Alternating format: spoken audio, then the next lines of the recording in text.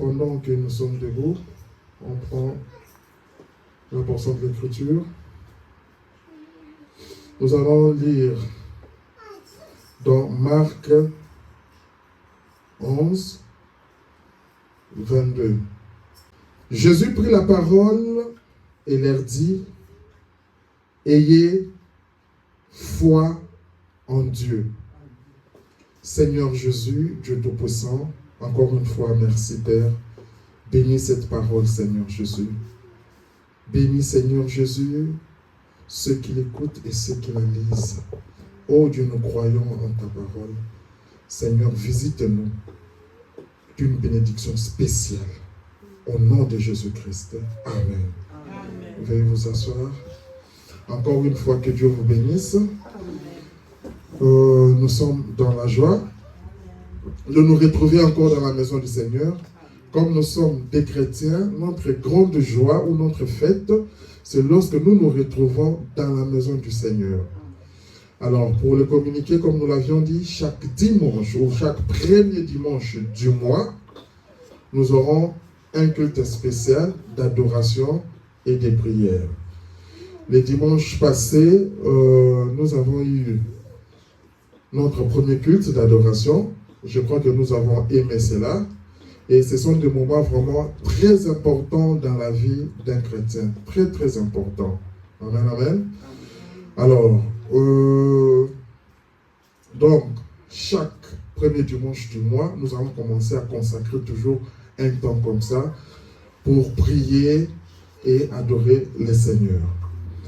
Alors, je suis dans Marc 11, 22. Jésus prit la parole et leur dit, « Ayez foi en Dieu. » Nous continuons sur notre thème que nous avons commencé la fois passée. C'est sur la foi parfaite.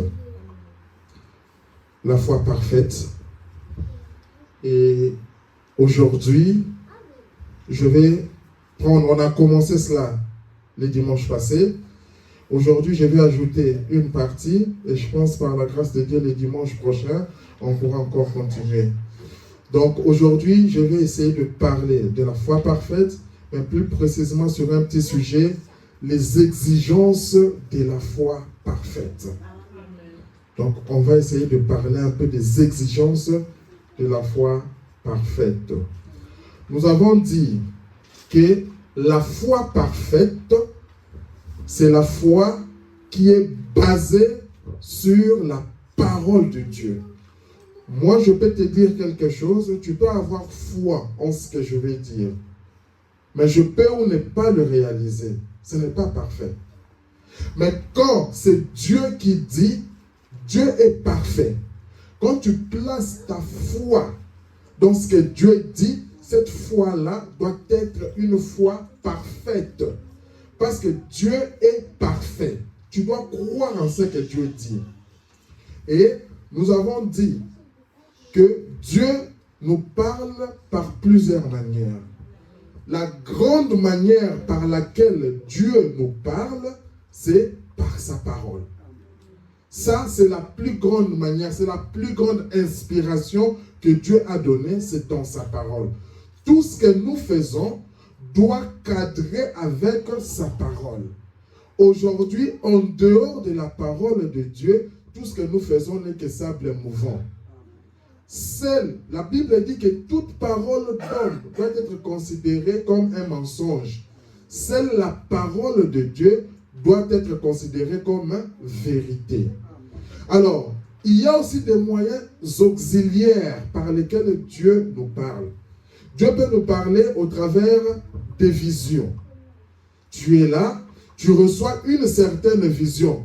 Dieu te dit, voilà, telle chose va se passer, telle chose, X, Y, va se passer de telle manière. Quand tu es sûr et certain que c'est Dieu, tu dois t'accrocher à cela. Et il a fait beaucoup avec les prophètes. Quand nous voyons même le frère Branham, il voulait aller prier pour un malade, il voulait faire ceci. Quand c'était par la vision, il disait que les visions n'ont jamais failli. Parce que c'était Dieu qui lui parlait. Attention, le diable peut aussi utiliser les visions. C'est pour ça, première manière exacte et correcte dont Dieu nous parle, c'est dans sa parole. Quand tu as une vision, prends cette vision, cadre ça par rapport à la parole de Dieu. Si elle est conforme à la parole de Dieu, alors accroche-toi à cette vision-là. Parce que nous devons avoir une certaine maturité. Je veux vraiment que l'on atteigne cette foi parfaite. Alors, qu'est-ce que j'ai dit par une certaine maturité? Je vais vous donner un exemple. Il y avait, je crois, Martin, qui était en train de prier. C'était un grand serviteur de Dieu. Pendant que Martin priait, Dieu avait l'habitude de le visiter. Mais un jour, nous avons parlé de ça ici dans des pensées. Les diables peuvent venir dans nos pensées. Les diables peuvent nous donner aussi des visions. Il faut faire très attention. Un jour, Martin a vu une vision. Quand il a vu, il priait, il voit une vision, une personne habillée en blanc avec une couronne. Et cette personne lui dit, Martin, Martin, adore-moi.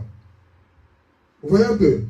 Et quand tu n'es pas instruit dans la parole de Dieu, comme on était dans les dénominations, pour nous, quand tu vois un être avec l'habillement blanc, tu te dis que non, ah, ça c'est Dieu seulement. Martin voulait adorer. Maintenant, il prend cette vision, il cadre avec la parole. Qu'est-ce que dit la parole? La parole dit, Dieu, ce sont les saints qui les couronneront. Mais lui, ça c'est quel Dieu que l'on voit, il vient déjà avec la couronne sur sa tête. Directement, Martin dit, arrière de moi, Satan. Vous comprenez le discernement? C'est pour ça que les visions ne dirigent pas l'Église. Non. Nous devons être cadrés par rapport à la parole de Dieu.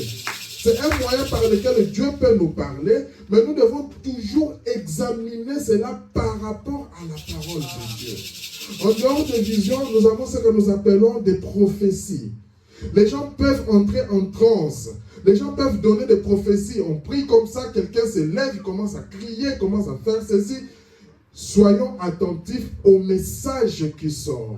Quand le message sort, parce que Dieu parle d'une manière ou d'une autre. Tout ça, c'est public. Mais le diable aussi peut utiliser aussi les prophéties et donner des fausses prophéties. C'est pourquoi la meilleure façon, c'est la parole de Dieu. Et quand une prophétie sort, on reste calme, on écoute la prophétie et on note. Quand on note la prophétie, quelqu'un peut se lever ici. Je te dis que tu auras ceci. Je te dis que quand tu rentres là, je vais te donner ça. Quand on est instruit, on a atteint un certain niveau avec Dieu, on prend, on note ça. On dit, ok, Dieu a dit que moi, en 2025 ici, j'aurai un enfant. Dieu a dit qu'en 2025 ici, j'aurai ceci. Dieu a dit que si je vais par librement ici, il y aura un accident.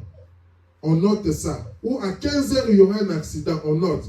Quand on verra la chose s'accomplir, maintenant, on vient dire, ah frère, le jour-là, il y avait une prophétie qui a été donnée, disant, faites attention, il y aura un accident à 12 heures ici à Librama. Effectivement, le jeudi à 12 heures, il y a eu un accident où il y a eu 3 personnes, comme la prophétie l'avait dit. Alors, nous allons remercier le Seigneur par rapport à ça. Donc, ne nous emballons pas par des visions, ne nous emballons pas par des prophéties. Sachant que c'est un canal par lequel Dieu peut nous parler, mais c'est un canal aussi par lequel le diable peut parler. Parce que le diable a séduit beaucoup de gens.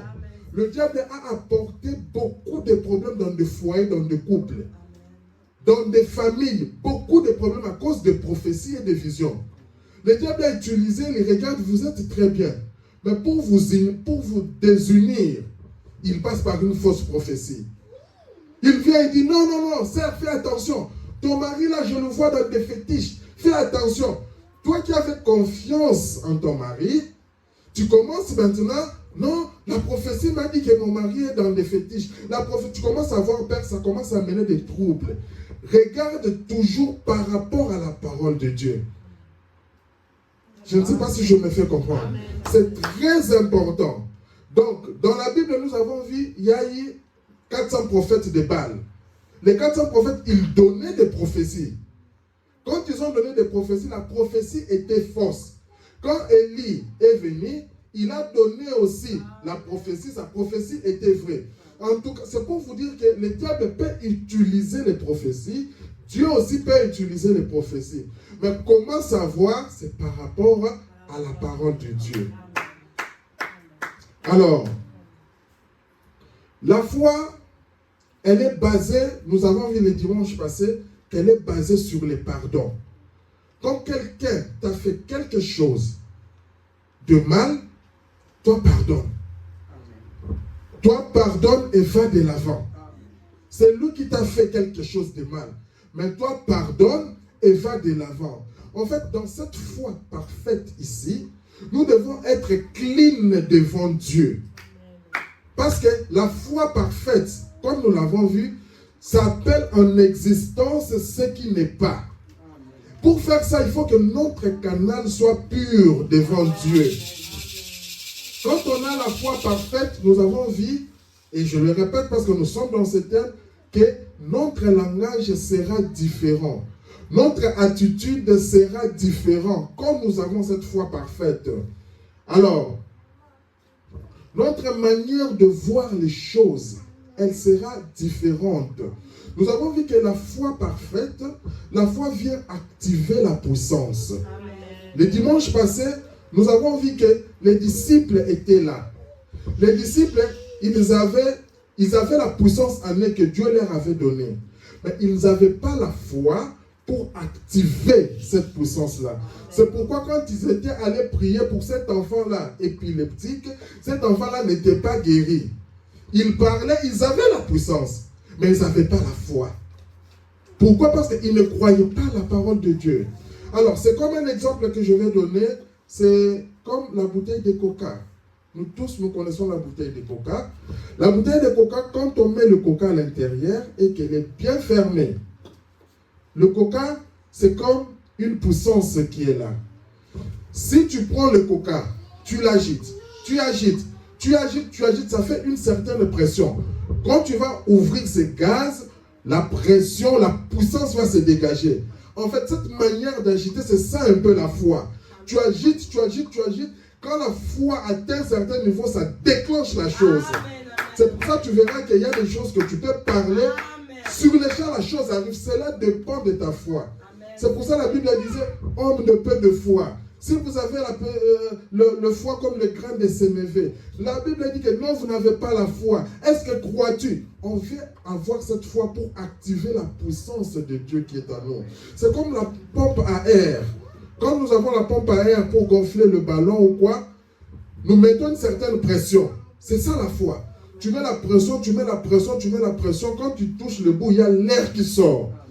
La puissance sort. Donc, quand il n'y a pas cette foi-là, la puissance, tu peux avoir en nous ici, comme nous sommes des enfants de Dieu, nous avons la puissance des résurrections, nous avons la puissance des guérisons, nous avons la puissance. Dieu nous l'a déjà donné. Mais il nous faut la foi pour activer cette puissance-là. Alors, j'ai dit qu'aujourd'hui, on voit les exigences de la foi parfaite. J'ai résumé ça un tout petit peu. Croire la parole de Dieu. Ce sont ces petits points-là. Si on maîtrise ça, on atteint un certain niveau. Croire la parole de Dieu. Quand tu crois à ce que Dieu a dit, ça fait partie des exigences pour avoir cette foi parfaite-là. Toi, ne te pose pas de questions. Toi, crois seulement. Amen. Avoir une ferme assurance. Je donnais l'exemple de pompe de ballon. Je donnais l'exemple de la bouteille de coca. Ferme assurance, c'est quoi? Tu tiens bon. Tu te dis que j'ai besoin de libérer la puissance qui est dans la bouteille de coca. Si tu mets la bouteille de coca là, la puissance ne va pas sortir. Mais il faut la foi, il faut agiter. C'est ça la ferme assurance. Tu tiens ferme. Quand tu fais ça, tu es sûr que quand je vais ouvrir, il y aura la pression. C'est comme ça qu'on doit avoir cette foi-là. Tu bouges, tu actives ta foi, et quand elle sera libérée, la puissance, c'est pourquoi tu verras qu'à un certain moment, quand ta foi est tellement élevée, tu n'as plus besoin de parler. Amen. Tu marches seulement comme ça. L'ombre de Paul commençait à guérir les malades. Amen. Jésus pouvait marcher comme ça. La femme vient, il touche l'habit de Jésus, il est guéri. C'est pourquoi vous voyez, et c'est réel, des pasteurs, des hommes de Dieu, des prophètes, ils marchent. Toi, ta foi, tu te dis, Seigneur, si je touche seulement sa chemise, je serai guéri. En fait, tu actives. Les autres, c'est pourquoi tu vas voir, ils prennent des mouchoirs, ils nous donnent qu'on puisse prier pour ça. Il dit, Seigneur, je crois que si l'homme de Dieu a prié et que je vais imposer à mon ami, à mon fils, à ma famille, ils seront guéris, les esprits mauvais vont sortir. En fait, nous devons avoir cette ferme assurance-là. Nous ne devons pas faiblir. L'autre exigence, nous avons déjà parlé ça, c'est savoir pardonner. Quand tu pardonnes, lui il t'a fait ça, il t'a dit ceci, ah je regrette, mais je pardonne.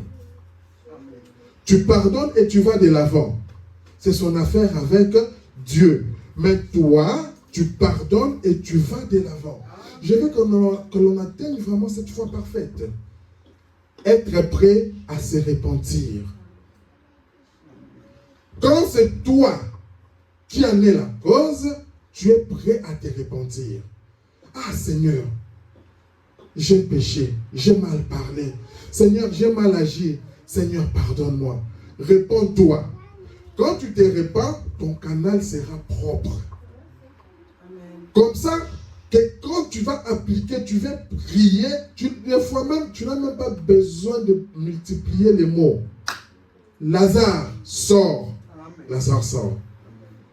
Je veux ça. Je sais, il y avait un frère au pays un jour, il avait oublié ses documents, il avait donné un témoignage. Très longtemps. Et il y avait le roulage ou le policier de la circulation routière qui était là. Il vient lui demander où sont tes documents. Il sait qu'ils les avaient laissés au salon. Il dit Seigneur, je veux que mes documents se retrouvent dans la voiture. Il leur dit mes documents sont dans la voiture. En fait, la foi, hein, si tu veux prendre ça comme un homme, tu vas dire que tu mens. Vous comprenez un peu? La foi, si tu veux prendre ça comme un être humain, tu vas dire que tu mens. Mais la foi, c'est au-delà. Toi qui penses qu'il ment, mais lui, il vit dans un autre monde, dans une autre dimension. Et le monsieur est parti dans la voiture avec les roulages, ils ouvrent, ils retrouvent les documents sur la chaise. Vous comprenez un peu? C'est comme ça que l'on doit avoir la foi. Tu as un problème, tu as ceci. Toi, la foi proclame la solution.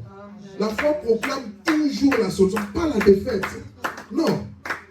La foi parfaite proclame toujours la solution et la réussite. Bannir la peur. Ce qui nous fait que nous ne puissions pas atteindre cette foi parfaite, des fois c'est la peur. Je crois aujourd'hui et demain, je ne crois pas. La chanson que nous venons de chanter, abrite-moi Seigneur. Je prends la barque.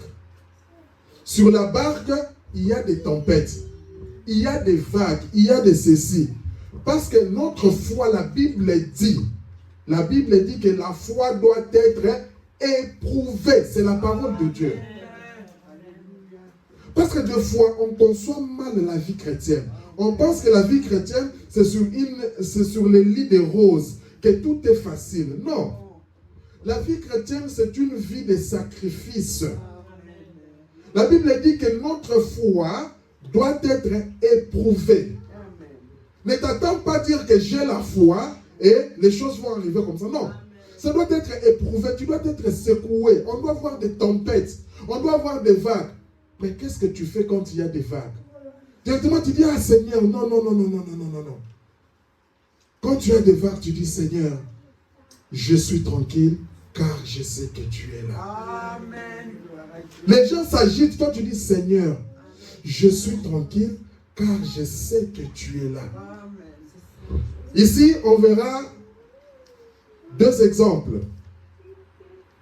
Là où Job disait que je crains. Et la Bible nous montre que c'est que tu as peur. La crainte là, nous avons vu la crainte. Cette crainte là, maléfique, c'est que tu as peur, c'est ce qui va arriver. En fait, je vous montre les ennemis de la foi parfaite. Les choses qui font à ce que tu ne puisses pas atteindre. Ce que tu as peur là, ça va arriver. En fait, en tant que l'enfant de Dieu, il y a la foi et le doute. Quand tu as le doute et que tu as peur, ce que tu as peur là, ça va arriver. Ce que tu confesses, ça va arriver. Nous allons voir plus tard, dans la barque, avec Pierre. Pierre était là. Ils sont allés, ils venaient, je crois que c'est lorsque Jésus avait multiplié les pains ou quoi. Il leur a dit, vous allez-y dans la barque. Je vais vous rejoindre après. Ils étaient dans la barque, Jésus n'était pas avec eux. Et après, ils ont regardé, ils ont vu un homme habillé en blanc qui marchait sur l'eau.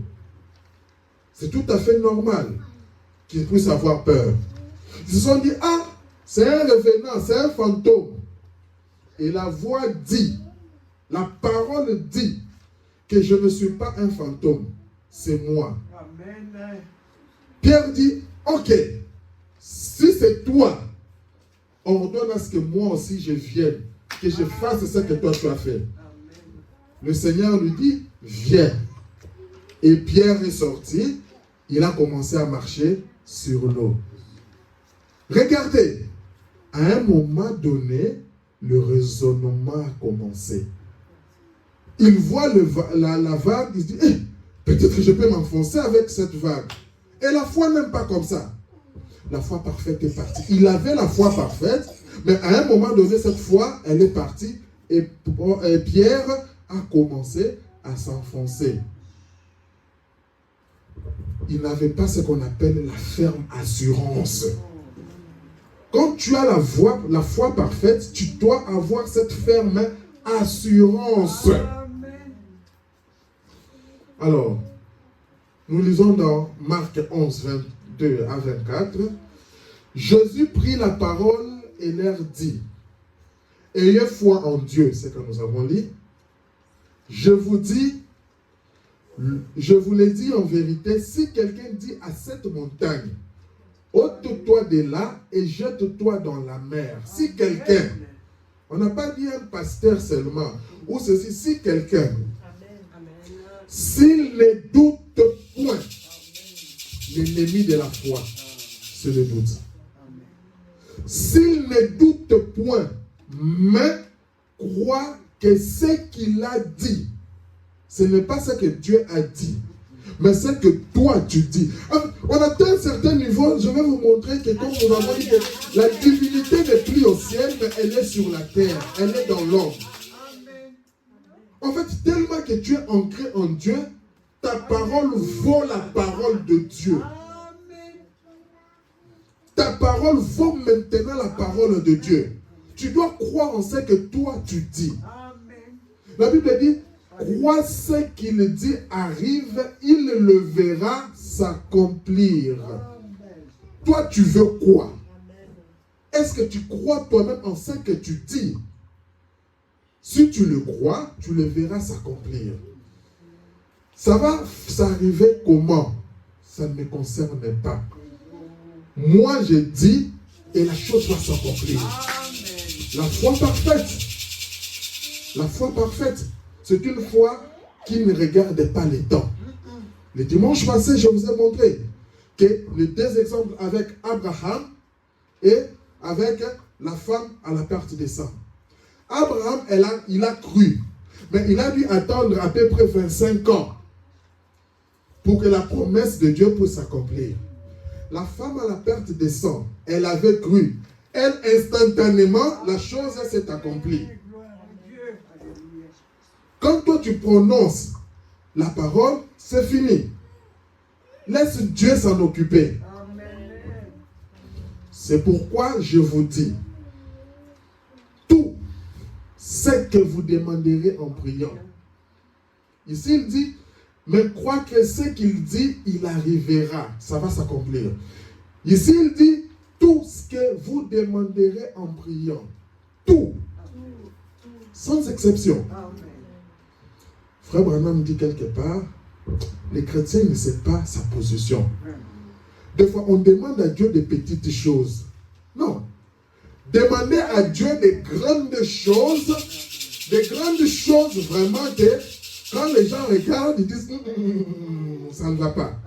C'est pourquoi je connais un pasteur, il disait, bon, les gens viennent, j'avais le maux de tête, Dieu m'a guéri. Amen. C'est vrai. Il dit, amenez-nous des témoignages de Kafou. Quelqu'un vient et te dit, mon mari était comme ça. On prie, regardez. Amen. Quelqu'un dit, mais moi on a dit que je n'aurai pas d'enfant. Le mois prochain, j'ai conçu. Quelqu'un vient et vous dit, mais écoutez, moi on m'avait dit que dans 2 jours, je vais mourir. Aujourd'hui, j'ai 10 ans, 15 ans, 20 ans, je suis là. Et encore, vous savez quoi? La personne qui m'avait dit ça, elle est déjà morte. Comprenez un peu. C'est ça, c'est ce que nous voulons. On te dit, mais qui t'avait dit ça? Docteur Intel, il est où? Enterré. Lui qui t'avait donné 2 ans, il est déjà mort. Mais toi, ça fait 5, 10, 15, 20, 30 ans, tu es toujours en vie. Ça, c'est Dieu. Tout ce que vous demanderez en priant, croyez que vous l'avez reçu. J'ai dit, maman, c'est pourquoi je veux qu'on parle doucement. Je vous ai dit que quand on a cette foi, notre manière de parler doit changer. Notre manière de prier doit changer. Tout ce que vous demanderez en priant, tu demandes, croyez que vous l'avez déjà reçu. Je vous avais dit que le frère Branham nous a démontré que ici, cette chaise, je la vois. Je ne veux pas dire qu'il y a une chaise ici. Ça, ce n'est pas la foi. La foi, c'est qu'il n'y a pas de table ici, mais je vous dis qu'il y a la table là. Et je crois qu'il y a la table là. Ça, c'est ça la foi. Croyez que vous l'avez reçu et vous le verrez s'accomplir. Je crois que le fondement est bon. On peut avancer. La Bible dit dans Hébreux 11, 1. Or, la foi est une ferme assurance. Je vais vous expliquer c'est quoi la ferme assurance. La foi est une ferme assurance. Quand on dit ferme assurance, quand on parle de ferme, c'est celui qui s'accroche. Quand on dit ferme, c'est-à-dire que ça doit s'accrocher. C'est-à-dire qu'il y aura des tentations. C'est-à-dire qu'il y aura des tempêtes. C'est-à-dire qu'il y aura des vagues. Accroche-toi. C'est ça la ferme. C'est pour ça c'est bon, ferme assurance. Donc accroche-toi à ça. Oh non, mais toi tu avais dit que j'aurais un enfant. Ça fait 1 année. Ça fait 2 ans. Ça, ce sont les tempêtes qui commencent à venir. Amen. Mais toi tu avais dit que tu vas te marier. Amen. Ça fait 1 an. Ça fait 2 ans. Regardez là. Amen. Ce sont des tempêtes qui arrivent. Alléluia. Toi, accroche-toi. Quand toi tu t'accroches, quand la chose va arriver, ça sera encore un témoignage très grand. Amen. Je ne sais pas si je me fais comprendre. Une démonstration de celle qu'on ne voit pas. C'est là où le monde nous voit qu'on est fou. C'est là où on devient des drôles d'oiseaux. Tu fais une démonstration de ce que... tu te dis, ben écoute, moi, je crois que Dieu m'a donné un enfant. Amen. Ok, chérie, aujourd'hui on va faire le tour au magasin, on va regarder les habits des enfants. Mais, chérie, comment? Tu n'es pas enceinte, tout ça. On va regarder, Dieu m'a donné des enfants. Amen. Tu vas, tu commences, chérie, tu préfères quoi? Telle poussette ou quoi? C'est ça la foi. Amen. Les gens te voient comme un fou. Et toi, tu choisis déjà, non, moi je veux ça, je veux ça. Ok. Chérie, demain on ira encore voir chez Ikea ou quoi, l'autre magasin pour regarder un peu les berceaux des enfants. C'est comme ça, avec la foi. Donc une démonstration. Toi, tu crois, tu dois d'abord arriver à croire. Amen. Alors, ce que je dis, tant que vous agissez mal, vous ne pouvez pas avoir cette ferme assurance, cette assurance devant Dieu. C'est pour ça que je dis que La foi parfaite, elle pardonne. Amen. Et tu es prêt à te repentir pour que ton canal soit propre. Amen. Et c'est chaque croyant, chaque chrétien qui doit être ainsi. Amen. Là, dans la prédication de la foi parfaite, le frère Branham dit au paragraphe 67, mais, tant que vous agissez mal, vous ne pouvez pas avoir l'assurance devant Dieu. Vous comprenez un peu le blocage de la foi. C'est pour ça que j'ai parlé des exigences. N'agissez pas mal. Pardonnez et vous repentez-vous, allez de l'avant. Mais tant que vous agissez mal, vous ne pouvez pas avoir de l'assurance devant Dieu. Donc, voyez-vous, vous saurez automatiquement quand que vous êtes fautif. Parce que quand tu agis mal, du coup, tu te dis je suis fautif, du coup, tu te dis je suis pécheur, du coup, tu te mets dans des doutes, du coup, tu mets tout ce qui est contraire à la foi, et crois-moi, même si tu dis quelque chose, ça ne va jamais arriver. Parce que tu te mets déjà dans une position de faiblesse. Tu te mets déjà dans cette position-là, en disant que non, je suis déjà faible, j'agis déjà mal, tout ça. Or, pour avoir cette foi parfaite, tu dois faire un effort de ne pas agir mal. Tu dois faire un effort d'être en ordre avec Dieu. On peut commettre des erreurs parce que nous sommes des humains. On peut commettre des erreurs et on en commettra toujours tant que nous sommes sur cette terre. Mais mets-toi en ordre avec Dieu et va de l'avant. Vous vous remettez automatiquement à la place d'un pécheur.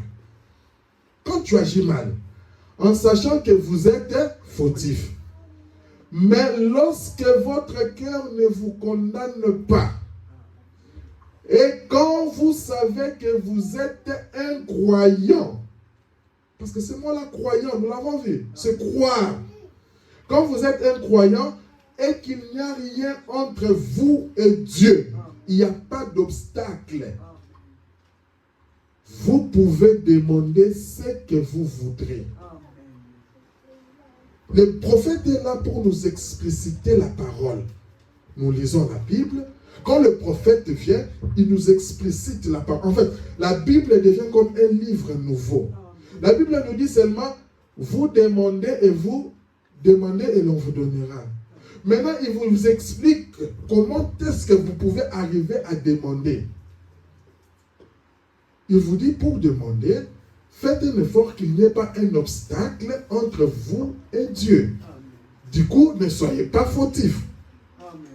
Ne soyez pas fautifs. N'agissez pas mal. Tu agis mal et puis tu vas demander à Dieu. Mais Dieu n'est pas ton enfant de course. Agis bien envers ton mari. Agis bien envers ta femme. Agis bien envers tes enfants. Agis bien envers qui que ce soit. Ton canal doit être propre et libre. Et maintenant, va demander.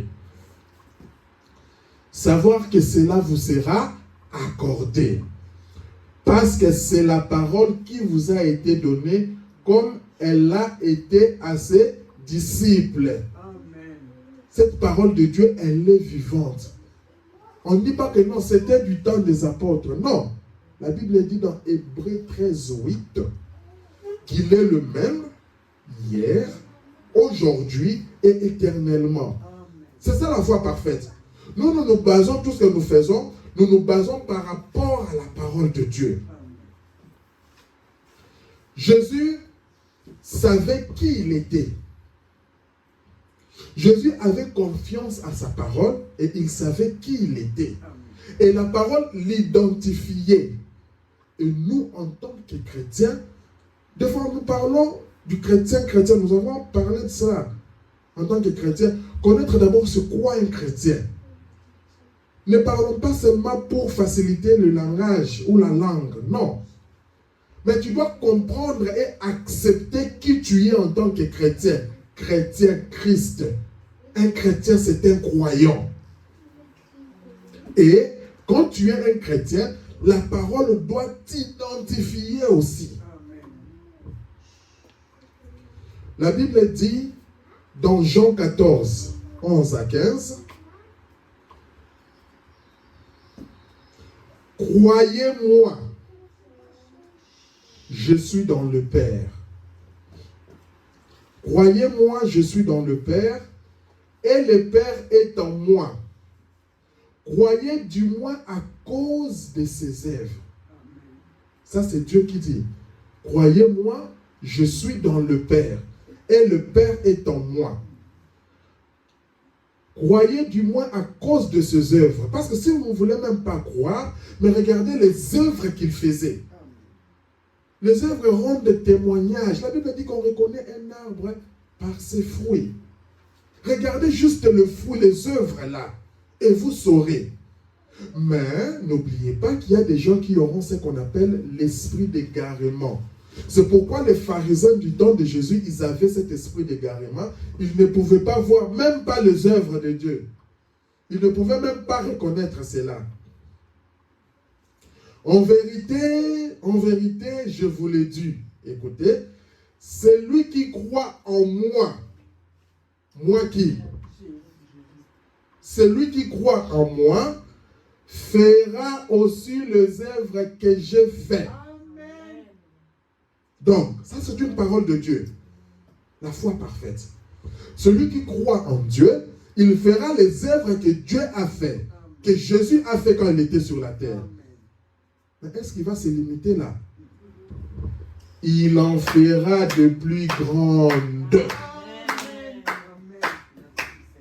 Vous voulez comparer qui? Branham à Jésus? C'est que Branham a fait plus grand que Jésus. C'est que toi... Mais la parole dit que ce soit Branham, que ce soit toi. Parce que ce n'est pas limité seulement à Branham. Non. Parce que quand nous limitons cela, ce n'est pas la foi parfaite. La foi parfaite, en fait, c'est toi. Tu dois t'identifier toi personnellement. Donc, tu dis, moi, je ferai des choses plus grandes. Amen. Tout ce que tu demandes, est-ce que c'est où dans la Bible? Je dis non. Dans la Bible, ce que Jésus a fait, je peux le faire. Mais ça, ce n'est pas dans la Bible. C'est parmi ce que Dieu a dit que je ferai même les œuvres les plus grandes. C'est ce que je demande. C'est pour ça que tu vas regarder, je cherche à avoir un travail telle place. Tu regardes dans la Bible, il n'y a pas quelqu'un qui a dit, je vais avoir un travail telle place. Mais toi, tu te bases sur ça et Dieu te l'accorde. Parce que je m'en vais au Père. Et tout, écoutez, et tout ce que vous demanderez en mon nom, je le ferai. Amen. Voilà les exigences. Quelle est l'exigence? Demande au nom du Seigneur Jésus-Christ. Est-ce que tu demandes au nom du Seigneur Jésus-Christ? Est-ce que tu as mis ta voix en ordre? Est-ce que tu es libre? Ton canal est-il libre? Alors vas-y, demande en son nom. Afin que le Père soit glorifié dans le Fils. Écoutez. Si vous demandez quelque chose en mon nom, je le ferai. C'est tout. Moi, viens avec des explications, je m'en fous. Moi, je m'accroche là. La Bible me dit seulement, si tu demandes quelque chose en mon nom, je le ferai. Tu veux quoi? Tu veux ça? Ok, Seigneur, au nom de Jésus-Christ, je veux ça, ça, ça. C'est fini. Comment ça va se faire? Ça ne me concerne pas. Quand est-ce que ça va se faire? Ça ne me concerne pas. Si vous m'aimez, gardez mes commandements. Et tout ça, ça fait partie des commandements de Dieu. Quels sont les commandements de Dieu? Votre canal doit être pur. Quel est le commandement de Dieu? Demandez en son nom. En fait, ce que moi je veux, je vous mets face à la parole. Je vais effacer le pasteur devant. Je vais effacer l'obstacle devant. C'est bien ce qui passe par le pasteur. Mais je veux que toi, tu puisses développer cette foi-là. Ce n'est pas seulement que non, il faut que le pasteur. Non, je peux m'associer. Mais toi d'abord. Et reconnais ta position en Christ. Parle et attends les résultats. Je vais voir les pasteurs pour témoigner. Pasteur, tu sais, j'étais là, j'avais demandé ça. Voici ce que Dieu a fait dans ma vie. C'est pourquoi je viens témoigner. C'est comme ça la foi parfaite. Si à chaque chose, on va appeler le pasteur. À chaque chose, il faut que le pasteur... Est-ce que le pasteur est informé? Est-ce que le pasteur devient comme si, sans lui, tu ne peux rien. Ça nous rend faibles. Ça nous rend tellement faibles. Ça enlève de nous la puissance. Et c'est ce qui fait qu'on commence à voir des pasteurs comme des dieux. On commence à voir des pasteurs comme s'ils sont des qui. Non. Le pasteur a sa fonction, on respecte. Mais quant à cette foi parfaite, c'est l'affaire individuelle entre l'homme et Dieu. 71. Puis, il s'est retourné et a dit, vous ferez aussi les œuvres que je fais. Encore un peu de temps, le monde ne me verra plus. Le monde qui voyait Jésus là, il ne le verra plus. Mais vous verrez parce que je serai avec vous. Amen. En fait, quand tu fais ça, quand tu atteins cette dimension-là, les gens te voient toi, mais en fait, c'est Dieu qui continue l'œuvre en toi. Amen. Et même en vous. Écoutez, ne vous inquiétez pas de ce que vous direz. Il y a des histoires comme ça, quand tu sens que tu dois dire, dis ça. Amen. Des fois, ce n'est pas toi. Ne t'inquiète pas, quand tu sens, dis-le. L'impact de ça, Dieu lui-même va s'en charger. Car ce n'est pas vous qui parlerez. Ce sont des choses que l'on lit dans la Bible, mais je veux que l'on comprenne ça très bien. Ce n'est pas vous qui parlerez, mais votre Père qui demeure en vous, c'est lui qui parle. C'est lui, votre Père, là, qui parle. Des fois, tu vas venir me demander, mais hier, ce que tu disais, j'ai dit, moi, qu'est-ce que j'ai dit? Des fois, je ne sais même plus. Alors, il faut avoir la maturité de comprendre le discernement. Cette chose qu'il a dit là, en tout cas, je dois faire attention. Ce n'est pas moi. C'est le Père qui demeure en moi. C'est lui qui fait les œuvres. Vous voyez ce que je veux dire? Il faut maintenant comprendre que quand tu fais des œuvres de Dieu, en réalité, c'est Dieu qui les fait. Ce n'est pas toi. Bon. Ce qui identifie un chrétien de l'Écriture, ce sont ces paroles qu'a prononcées Jésus. On a vu que l'Écriture identifiait Jésus. Maintenant, l'Écriture aussi doit identifier les chrétiens. Mais en fait, l'Écriture, là, c'est quoi? C'est la parole de Dieu toujours. Écoutez, maintenant, moi, en tant que chrétien, je m'identifie. Voici les signes qui accompagneront ceux qui auront cru. Là, on ne parle plus de Jésus. C'est moi. L'Écriture m'identifie, moi. Exigence. Qu'est-ce que je dois faire? Je dois croire. Voici les signes qui accompagneront ceux qui auront cru. Est-ce que je crois? C'est ça la question. Mais si je ne crois pas, est-ce que je vais faire les miracles? C'est tout à fait simple. Respectons les principes, les exigences de la foi parfaite. Quand on respecte les exigences là, en tout cas, tu deviendras un ami avec Dieu. Quand tu atteins un certain niveau, tu vas commencer à voir même Dieu te parler comme ça. Tu essaies de faire comme si tu dors, c'est Dieu qui te parle. Je dis, est-ce que vous avez entendu ça? Non, on dit, mais non, quoi? Oh, vous n'avez pas entendu. Tu vois tellement que c'est réel. Et tu t'étonnes même que les autres n'ont pas entendu. Ça, tu es en train d'atteindre une certaine dimension avec Dieu. Et le diable cherchera à combattre ça. Parce qu'il sait que quand tu entres dans cette dimension-là, il est en train de perdre. Il est en train de te perdre. Il va chercher à te récupérer. Mais toi, aie une ferme assurance à cela. On vient te dire, ah, les gens sont agités. Non, la foi parfaite ne s'agite jamais. Elle est calme. Elle ne s'agite jamais. Alors, comment pouvons-nous dire que vous êtes un croyant, un peuple, et nier les paroles? Comment vous pouvez nier ces paroles, les paroles de Dieu, et dire que je suis un croyant? Parce qu'un croyant doit croire à toute la parole de Dieu. Amen. Comment pouvez-vous dire que vous êtes un croyant et nier une partie de cette parole? Jamais. Voyez, vous ne pouvez pas le faire. Vous n'êtes pas un croyant. Quand vous acceptez une partie qui vous plaît, l'autre vous laissez, vous n'êtes pas un croyant. Écoutez, c'est pourquoi les signes ne peuvent pas vous accompagner. Mais moi je demande, moi j'ai pris ceci, il n'y a pas de signe, il n'y a pas de cela. Non. Rentre dans les exigences. Est-ce que es-tu un croyant? Regarde un peu les exigences. Parce que vous acceptez uniquement ce que vous voulez croire. Toi, ce que tu veux, c'est ce que tu acceptes. Ce que tu ne veux pas, tu n'acceptes pas. Non. Dieu n'est pas un Dieu de compromis. En laissez le reste, vous ne la croyez pas. Il continue. Bon. Mais vous devez accepter toute la chose et la croire.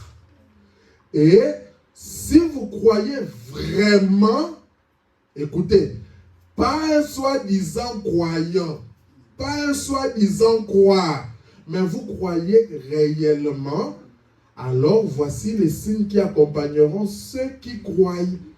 Toi crois, enlève les doutes. Toi crois réellement, les signes, tu les verras.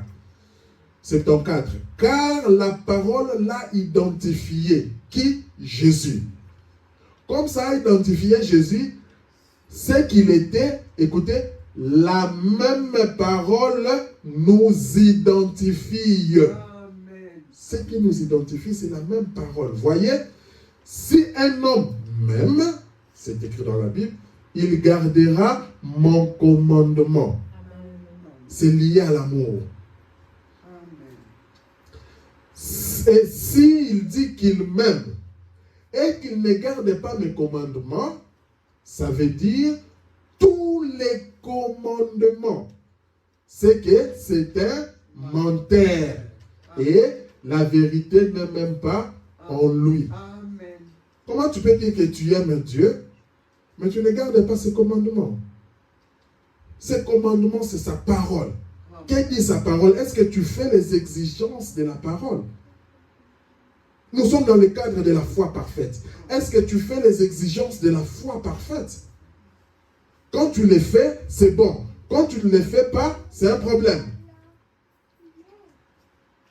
Alors, dans Jean 15, 7, la Bible dit, si vous demeurez en moi et que mes paroles demeurent en vous, demandez ce que vous voudrez et cela vous sera accordé.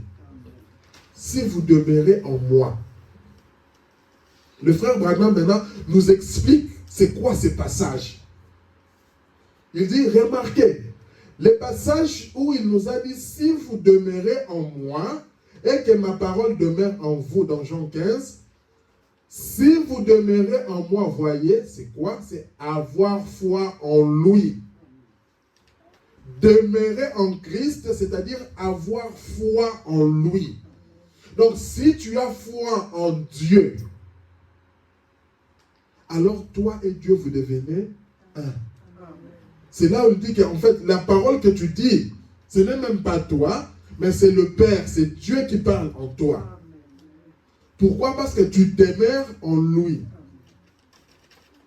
Vous demeurez en moi et que ma parole demeure en vous, alors vous demandez ce que vous voudrez. Amen. Donc, avant de demander, regarde ces exigences-là. Toi, fais en sorte que tu sois en accord avec ces exigences. Amen. Alors, on a parlé de la vision. Or, si c'est Dieu qui parle en ces jours-ci par des visions, j'ai expliqué ça, mais si cette vision était contraire à ceci, elle serait fausse. Ceci est plus que la vision. La parole de Dieu, c'est plus que la vision. Amen. Si une vision est contraire à la parole, laissez-la de côté. Elle n'est pas de Dieu. Ne te dis pas parce que j'ai eu une mauvaise vision, c'est que moi je suis un enfant du diable. Comment le diable peut me dire? Non, le diable utilise aussi nos pensées. Amen. Mais toi, quand tu as une vision, regarde-la seulement par rapport à la parole de Dieu. Si elle est contraire à la parole de Dieu, mets ça de côté. Tu dis seulement, le diable, tu as échoué. C'est comme Martin. Il a regardé, il voit que l'ange avec toute cette vision-là, ce n'était pas de Dieu. Il a mis de côté. Mais ne commence pas à aller pleurnicher, comme dans les dénominations. Hey, moi, le diable m'a donné une vision. C'est que je suis dans les mains du diable. Non, ça c'est le diable qui veut faire ça. Dieu ne contredit pas sa propre parole. Donc, par rapport aux visions, par rapport aux prophéties, je veux que nous soyons bien assis là-dedans. Par rapport aux prophéties, quand quelqu'un donne une prophétie, on écoute.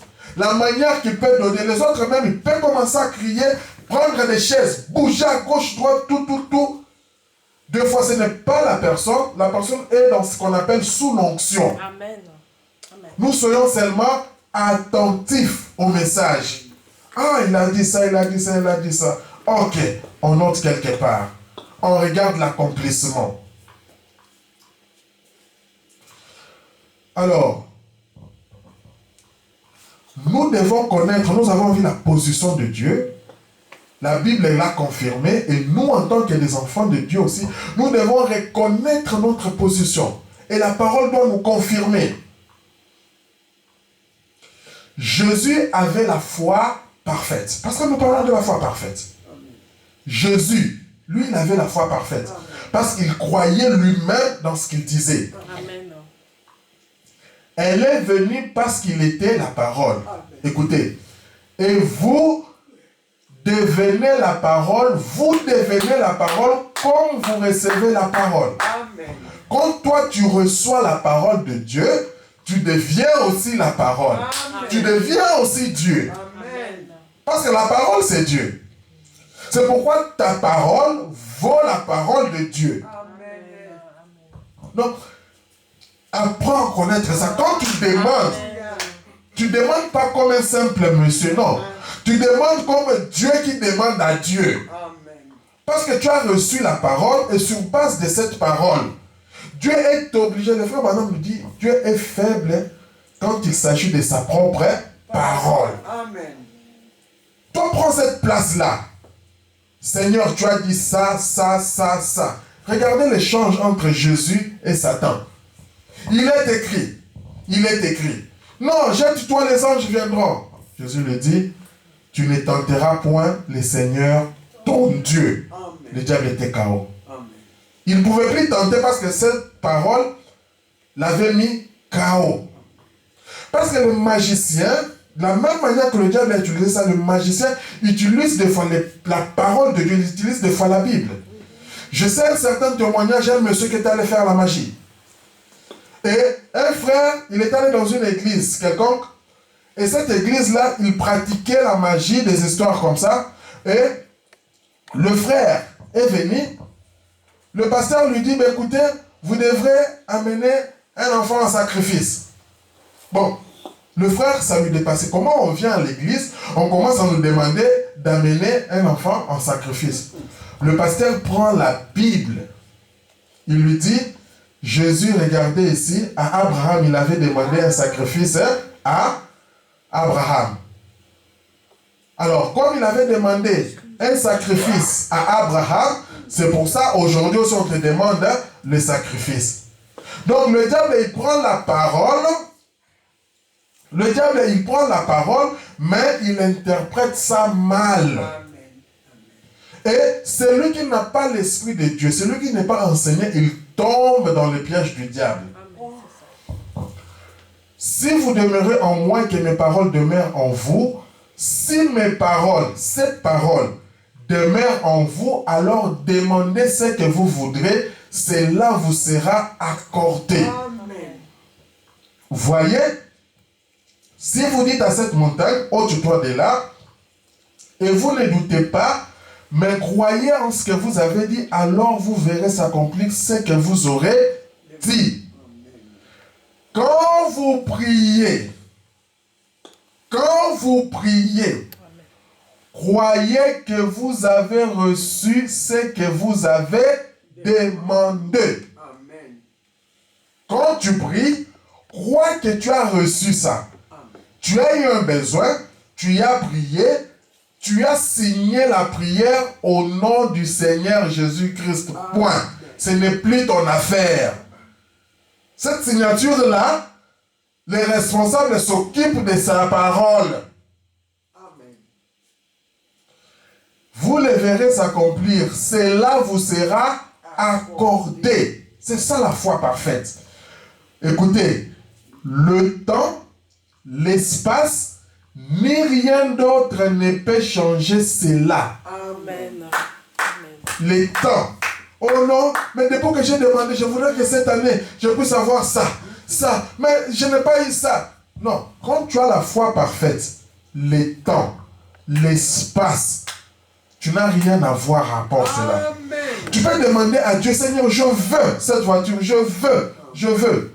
Dieu regarde, il dit, bon, Dieu sait, le besoin que toi tu as, c'est la voiture. Il dit, non, je ne vais pas lui donner cette voiture. Mais il verra la voiture que je lui donnerai. Ça, c'est Dieu maintenant. Maintenant, quand tu demandes en tant qu'humain, la voiture que toi, tu as vue là, tu n'as pas eu ça, tu vois, on l'a vendue, tu faiblis ta foi. Or, quand tu gardes la foi, tu verras maintenant que on enlève cette voiture, quelqu'un vient t'appeler, mais écoute maman, il y a une voiture qu'on vend au même prix, mais une très bonne qualité. À ce moment-là, tu comprends que, ça c'est Dieu. Amen. C'est pour ça les temps, Dieu n'est pas dans les temps, c'est nous qui sommes dans les temps. Amen. Mais quand tu entres dans la foi parfaite, tu n'es plus dans les temps. Amen. Tu deviens un drôle d'oiseau. Toi, tu crois seulement à ça, c'est fini. Vous savez que c'est accompli et c'est déjà terminé. Amen. Maintenant, regardez. Et là, il nous a dit, si vous demeurez en moi, que ma parole demeure en vous, ici dans Jean, vous pouvez demander ce que vous voulez, cela vous sera accordé. Écoutez, alors reconnaissez votre position dans l'écriture. Amen. Quand tu reconnais seulement ta position dans l'écriture, c'est bien. C'est ça la foi parfaite. En tant que croyant, voyez-vous, vous devez reconnaître votre position. Comme lui, il a reconnu sa position. Amen. La Bible dit dans Actes 2, 38, Pierre leur dit, « Répentez-vous et chacun de vous soit baptisé au nom de Jésus-Christ pour le pardon de vos péchés et vous recevrez les dons du Saint-Esprit. » Pierre a prêché, il dit, « Répentez-vous. » On a parlé de la repentance. Tu veux avoir la foi parfaite. Commence par te repentir. Commence par pardonner. Et que chacun de vous soit baptisé au nom de Jésus-Christ. Depuis que tu as cru, as-tu été baptisé au nom du Seigneur Jésus-Christ? Parce que quand on a la décision de prendre le baptême au nom de Jésus, on n'a pas peur, on n'a pas foi, on n'a pas peur, on n'a pas la crainte envers une telle personne. Non. Chacun de vous soit baptisé au nom du Seigneur Jésus-Christ. Tu regardes, j'ai été telle place. Est-ce que ce baptême-là a été vraiment... Est-ce que je comprenais ça? Parce que le baptême, c'est un engagement, c'est un témoignage. Tu te dis, non, aujourd'hui, en tout cas, pasteur, je prends la décision, je vais me faire baptiser. Et ça, c'est un engagement, parce qu'ici, on est dans la foi parfaite. Tu es maintenant dans les exigences de la foi parfaite, de la parole. Que chacun de vous soit baptisé au nom du Seigneur Jésus-Christ pour le pardon de vos péchés. Tu vas demander le pardon de tes péchés. On est dans les exigences, non? L'exigence dit quoi? baptisé au nom de Jésus-Christ pour le pardon de vos péchés. Donc pour le pardon, tu dois commencer par être baptisé au nom du Seigneur Jésus-Christ. Mais est-ce que es-tu baptisé au nom du Seigneur Jésus-Christ? C'est ça la question. As-tu pris cet engagement-là de savoir qui est Dieu, qui je suis? As-tu reconnu ta position? Parce que reconnaître ta position, tu te dis maintenant, parce que moi je ne veux pas qu'il y ait encore des obstacles entre nous. Va de l'avant. Tout ce qui peut, en tout cas, tout ce qui peut être comme un obstacle, mettons ça de côté. Tu regardes quoi? C'est le baptême. Ok, il n'y a pas de souci. Seigneur, moi je vais prendre mon baptême. Non, le baptême que j'avais pris là, non. Ça, je ne suis pas convaincu de cela. Je vais reprendre un nouveau baptême au nom du Seigneur Jésus-Christ. Parce qu'en fait, c'est une nouvelle vie que je vais commencer. Une nouvelle marche que je vais commencer. Là, c'est ta foi en action avec Dieu. Tu ne regardes pas l'homme. Vous recevrez les dons du Saint-Esprit. Maintenant, tu te dis, Seigneur, j'ai écouté ta parole. Je me suis fait baptiser. Maintenant, Seigneur, je veux recevoir le don du Saint-Esprit. Ça, c'est la parole de Dieu. Amen. Et Dieu est obligé. Ça, c'est une obligation. Il est obligé d'honorer sa parole. Amen. Alors, c'est tel ou tel qui a prié pour vous. Vous voyez comme ça, mais voici ce qu'il y a. Envers ton mari, va te repentir. Si c'est envers ta femme, va te repentir. Enlève cette honte-là. Enlève la honte-là, que non, si je vais me repentir chez ma femme, elle va voir comme si. Non. Et ce courage, va te repentir. Voici votre problème, c'est le frère Branham qui dit, allez rectifier cette chose, allez confesser ces péchés à votre mari. Écoutez, quand il y a des bavures dans le couple, la femme a mal fait, a trompé son mari, elle a mal agi, ou le mari a trompé sa femme, tout ça, je vous donne la procédure de la parole. Moi, le pasteur, je n'ai rien à faire là-dedans. À moins que vous veniez me solliciter. Mais c'est toi qui dois voir. Parce que si tu viens, moi je vais te répéter ça. Tu as fait ça? Ok. Va voir ta femme. Tu demandes pardon. Tu lui dis, chérie, je ne savais pas, j'ai fréquenté, tu sais, avec telle femme, tout ça. J'ai une mauvaise vie, voilà. On n'est pas obligé d'entrer dans les détails. C'était comment? C'était ceci, non. Si tu veux créer des complications, c'est que toi aussi, vers qui on vient, si tu veux commencer à créer des complications, ça sera ton problème avec Dieu. Amen. Lui, il vient, chérie, excuse-moi, tu sais, j'avais connu une vie mauvaise, j'avais fait ceci avec des femmes ou quoi, ainsi de suite, pardonne-moi. Je voulais me mettre en ordre. Et la femme te regarde, en tout cas, chérie, c'est vrai. En tout cas, je te pardonne. Oublions ça. Allons de l'avant. C'est fini. Non, chérie, comme tu as fait ça, c'est que tu continues alors. C'est que tu me mens. Ah, c'était qui au téléphone là? C'est pas celle-là? Ah, non, c'est pas ça l'attitude. On doit être des croyants, reconnaître notre position. Le frère Branham nous raconte une histoire. Le frère Branham nous raconte une histoire. Il nous dit qu'il y avait un homme, une femme qui y avait trompé son mari. Et il allait voir frère Branham. Parce qu'il n'avait pas le courage. Ça, dans ces cas-là, on peut voir l'homme de Dieu. Dire que non, en tout cas, je n'ai pas le courage personnel comme ça. Je veux que vous puissiez m'aider à ça. Mon mari est trop brutal, je veux que vous puissiez m'aider. J'ai trompé mon mari avec telle personne comme ça, comme ceci, c'est pas bien. Je vais réparer. Comme le frère Branham était un prophète de Dieu, il dit, n'aie pas peur. Dieu me montre. Ton mari aussi a quelque chose à te dire. Alléluia. Je suis en train de le voir. Il a quelque chose aussi à arranger avec toi. Vas-y. Et quand la femme est partie, pardon, le mari lui dit, non, toi aussi pardonne-moi. Tu sais la période là, quand tu étais fâché, quand tu étais... Moi aussi j'avais fait ça, c'était pas bien. Pardonne-moi. Ils sont rentrés ensemble et ils sont allés de l'avant. Et c'est comme ça qu'on doit évoluer dans un couple chrétien. Un couple de croyants. En fait, le couple de croyants doit être le couple le plus heureux du monde. Amen. On peut avoir des soucis, mais on est le couple le plus heureux du monde. Amen. Les couples du monde, quand ils ont des soucis, ce sont les couples les plus problématiques du monde. Un couple chrétien, quand on est un enfant de Dieu, on peut avoir des petits soucis, mais on est le couple le plus heureux. Parce qu'on sait toujours comment trouver la solution dans la parole de Dieu. Amen.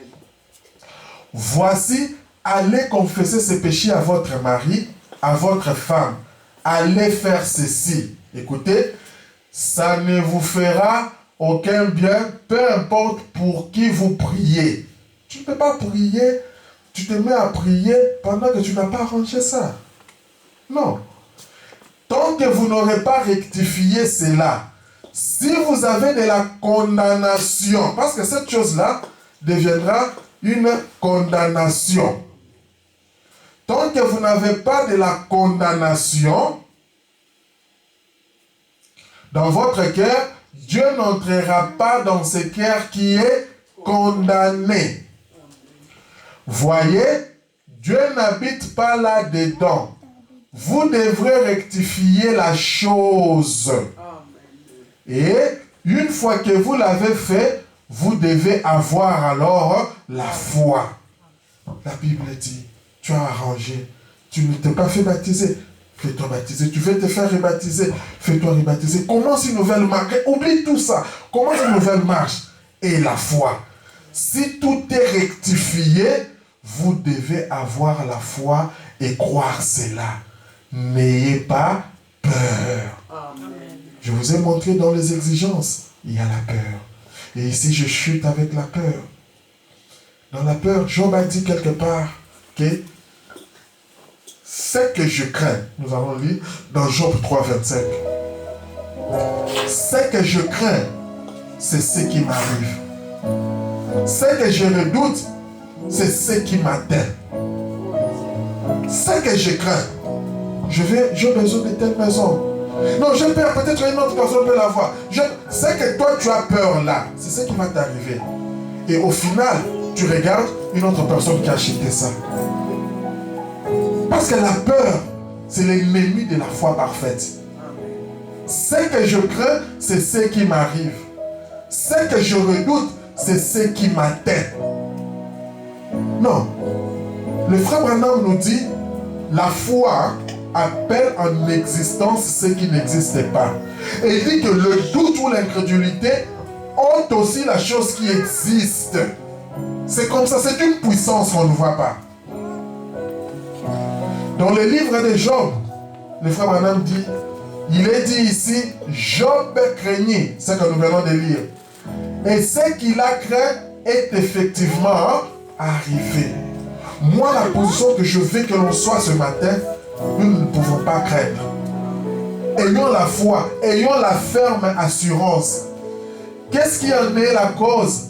Sa crainte. Qu'est-ce qui a enlevé cette foi-là? C'était sa crainte, sa peur. Nous avons vu la crainte destructrice, c'est ça. Ce qui a produit cela, sa foi, écoutez, ce qui a produit cela, sa foi l'en aurait préservé. Mais sa crainte lui a amené, Il avait peur que cela arrive et cela est effectivement arrivé. Quand tu as peur de quelque chose, je perds, et ça va t'arriver. Or, s'il avait su que cela n'arriverait pas, cela ne serait pas arrivé. Vous voyez ce que je vais dire? Nous clôturons.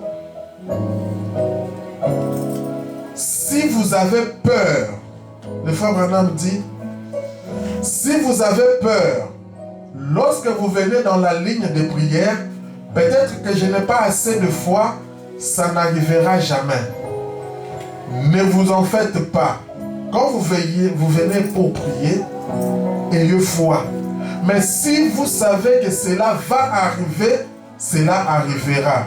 Il nous montre ici quand tu avances, quand tu pries, n'aie pas de doute, n'aie pas de peur que cela ne va pas arriver. Aie confiance que ce que j'ai pris, ça va arriver. Job craignait que ces choses lui arrivent et qui lui sont arrivées. Si vous avez peur que votre maladie puisse vous quitter, qu'elle ne vous quitte pas, elle ne vous quittera pas. Quand tu as peur, qu'est-ce que tu confesses? Cette maladie, c'est non. Et la foi que cette maladie est partie au nom de Jésus. Amen. Si vous avez la foi, elle vous quittera.